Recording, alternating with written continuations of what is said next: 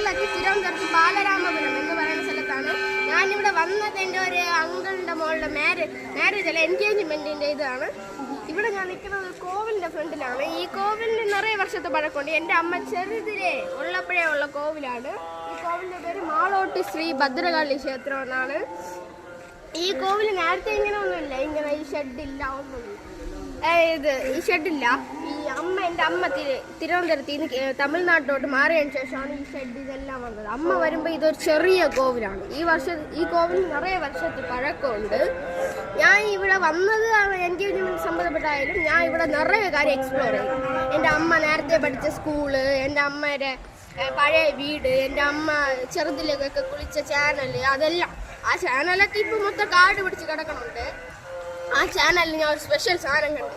ഞാൻ നിറയെ പ്രാവശ്യം ആ സാധനം കേട്ടിട്ടുണ്ട്. പക്ഷേ നിങ്ങൾ ചിലർ കാണും. കണ്ടിട്ടുണ്ടെങ്കിൽ അത് കമൻറ്റ് ചെയ്യൂ. ആ സാധനം പാമ്പ്, ചാരപ്പാമ്പ്, മഞ്ഞ കളർ ചാരപ്പാമ്പ്. അത് ഫസ്റ്റ് നമ്മൾ വിചാരിച്ച് ചത്താണ് കിടക്കണത്. ഇങ്ങനെ കല്ലൊക്കെ നമ്മൾ തൂക്കി എറിഞ്ഞപ്പം അത് അനങ്ങയൊന്നും ചെയ്യണ്ടേ. പിന്നെ ഞാൻ കുറച്ച് അകത്തോട്ട് പോയിട്ട് വന്നപ്പോൾ ആ പാമ്പ് അവിടെ കാണാനില്ല. എന്തായാലും ആ പാമ്പിന് ജീവമുണ്ട്, അതറിയാം. ഇനി നിങ്ങൾ ആരെങ്കിലും ഈ സ്ഥലത്ത് ഈ കോവിലൊക്കെ വന്നിട്ടുണ്ടെങ്കിൽ നിങ്ങളൊന്ന് കമൻറ്റ് ചെയ്യൂ. നിങ്ങൾ ആരും ലൈക്ക് സബ്സ്ക്രൈബ് ഒന്നും ചെയ്യാൻ മറക്കരുത്.